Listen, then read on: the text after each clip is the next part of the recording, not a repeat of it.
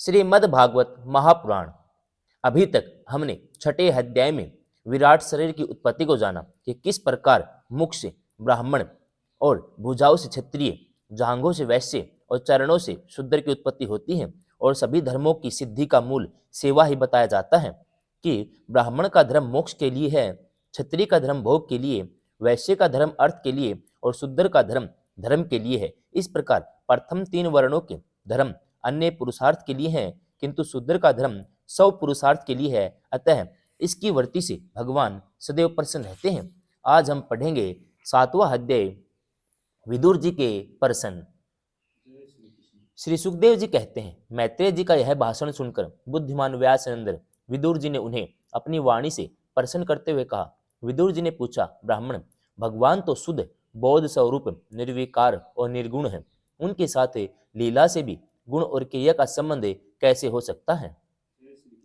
बालक में तो कामना और दूसरों के साथ खेलने की इच्छा रहती है, इसी से वह खेलने के लिए प्रयत्न करता है, किंतु भगवान तो स्वतः नित्य तृप्त, पूर्ण काम और सर्वदा असंग हैं, वे क्रीड़ा के लिए भी क्यों संकल्प करेंगे?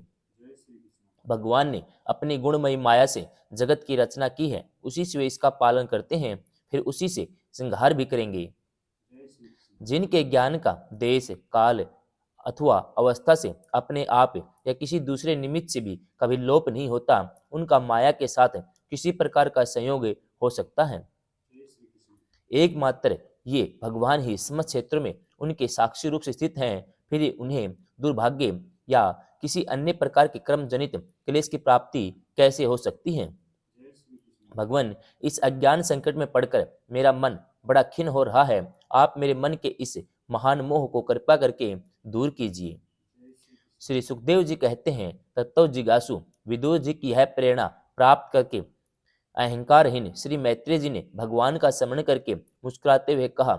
श्री मैत्रेय जी ने कहा, जो आत्मा सबका स्वामी और सर्वथा मुक्त स्वरूप है, वही दीनता और बंधन को प्राप्त हो, यह बात युक्ति विरुद्ध अवश्य है, किंतु वस्तुतः यही तो भगवान की माया है। जिस प्रकार सौपन देखने वाले पुरुष को अपना सिर कटना आदि व्यापार न होने पर भी अज्ञान के कारण वे सत्यवस्त भासते हैं, उसी प्रकार इस जीव को बंधन न होते हुए भी अज्ञानवश भास रहे हैं।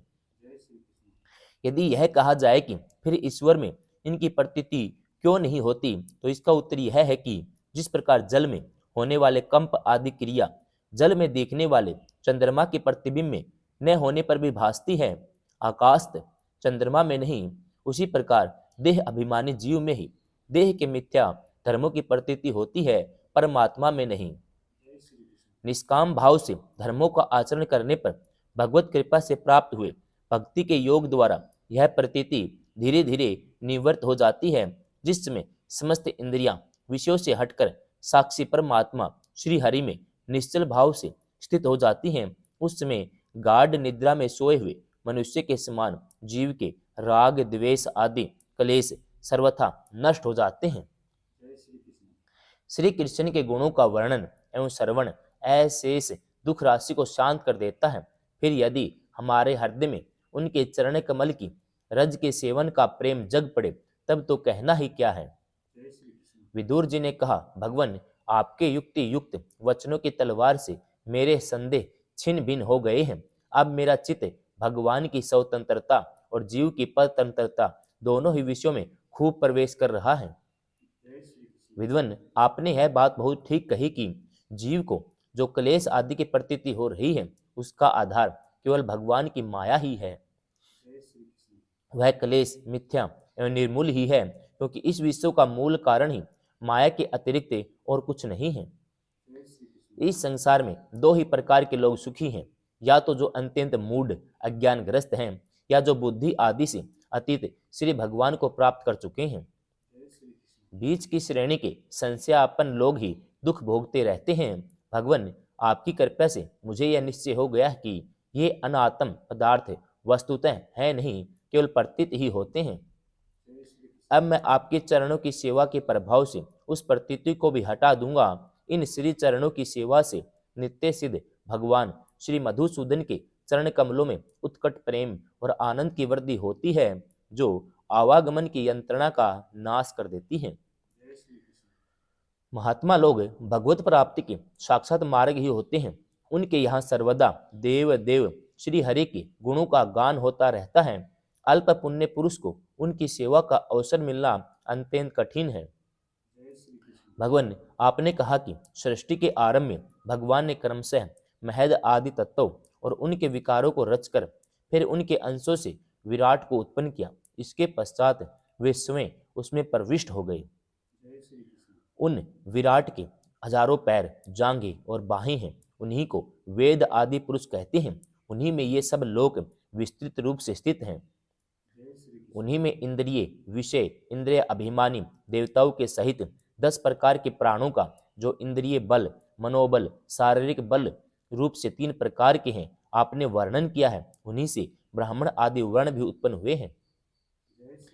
अब आप मुझे उनकी ब्रह्म आदि विभूतियों का वर्णन सुनाइए, जिनसे पुत्र, पौत्र, नाती, कुटुंबियों के सहित तरह तरह की प्रजा उत्पन्न हुई। उससे यह सारा ब्रह्मांड भर गया। यह विराट ब्रह्मादि प्रजापतियों का भी प्रभु है। उसने किन किन प्रजापतियों को उत्पन्न किया तथा सर्ग, अनुसर्ग, मनवंतरों के अधिपति मनुओं की किस क्रम से रचना की। मैत्रेय जी, उन मनुओं के वंश और वंशधर राजाओं के चरित्रों का, पृथ्वी के ऊपर और नीचे के लोकों और भूलोक के विस्तार और स्थिति का भी वर्णन कीजिए। यह भी बताइए कि तिर्यक, मनुष्य, देवता, सरीसृप और पक्षी, जरायुज, स्वेदज, अंडज, उद्भिज, ये 4 प्रकार के प्राणी किस प्रकार उत्पन्न हुए। श्री हरि ने सृष्टि करते समय जगत की उत्पत्ति, स्थिति और संहार के लिए अपने गुण अवतार ब्रह्मा, विष्णु और महादेव रूप से जो कल्याणकारी लीलाएं की, उनका भी वर्णन कीजिए। वेश, आचरण और स्वभाव के अनुसार वर्ण आश्रम का विभाग, ऋषियों के जन्म कर्म आदि, वेदों का विभाग, यज्ञों का विस्तार, योग का मार्ग, ज्ञान का मार्ग, उसका साधन, सांख्य मार्ग, भगवान के कहे हुए नारद पांचरात्र आदि तंत्र शास्त्र, विभिन्न पाखंड मार्गों के प्रचार से होने वाली विषमता, नीच वर्ण के पुरुष से उच्च वर्ण की स्त्री में उत्पन्न होने वाली संतानों के प्रकार, भिन्न भिन्न गुण और कर्मों के कारण जीव की जैसी और जितनी गतियां होती हैं, वे सब हमें सुनाइए। ब्राह्मण धर्म, अर्थ, काम, मोक्ष की प्राप्ति के परस्पर अविरोधी साधनों का, वाणिज्य, दंड नीति और शास्त्र श्रवण की विधियों का, श्राद्ध की विधि का, पितृगणों की सृष्टि का, काल चक्र में ग्रह, नक्षत्र और तारागण की स्थिति का भी अलग अलग वर्णन कीजिए। दान, तप, इष्ट, पुरुत कर्मों का क्या फल है। परवास और आपत्ति के समय मनुष्य का क्या धर्म होता है। निष्पाप मैत्रेय जी, धर्म के मूल कारण श्री जनार्दन भगवान किस आचरण से संतुष्ट होते हैं और किन पर अनुग्रह करते हैं, यह वर्णन कीजिए। द्विजवर दीन वत्सल गुरुजन अपने अनुगत शिष्यों और पुत्रों को बिना पूछे भी उनके हित की बात बतला दिया करते हैं। भगवान, उन महद आदि तत्वों का परले कितने प्रकार का है। जब भगवान योग निद्रा में शयन करते हैं, तब उनमें कौन कौन तत्व उनकी सेवा करते हैं, कौन उनमें लीन हो जाते हैं। जीव का तत्व परमेश्वर का स्वरूप, उपनिषद प्रतिपादित ज्ञान, गुरु और शिष्य का पारस्परिक प्रयोजन क्या है। पवित्र आत्मन विद्वानों ने उस ज्ञान की प्राप्ति के क्या क्या उपाय बताए हैं, क्योंकि मनुष्यों का ज्ञान, भक्ति और वैराग्य की प्राप्ति अपने आप तो हो ही नहीं सकती। ब्राह्मण, माया मोह के कारण मेरी विचार दृष्टि नष्ट हो गई है। मैं अज्ञ हूँ, आप मेरे परम सुहृद हैं। अतः श्री हरि का ज्ञान प्राप्त करने की इच्छा से मैंने जो प्रश्न किए हैं, उनका उत्तर मुझे दीजिए। पुण्यमय मैत्रेय जी, भगवत तत्व के उपदेश द्वारा जीव को जन्म मृत्यु से छुड़ाकर उसे अभय कर देने में जो पुण्य होता है, समस्त वेदों के अध्ययन, यज्ञ, तपस्या, दान आदि से होने वाला पुण्य उस पुण्य के 16वें अंश के बराबर भी नहीं हो सकता। श्री सुखदेव जी कहते हैं, राजन, जब कुरुश्रेष्ठ विदुर जी ने मुनिवर मैत्रेय से इस प्रकार के पुराण विषयक प्रश्न किए, तब भगवत चर्चा के लिए प्रेरित किए जाने के कारण वे बड़े प्रसन्न हुए और मुस्कुराकर उनसे कहने लगे। 7वां अध्याय समाप्तम।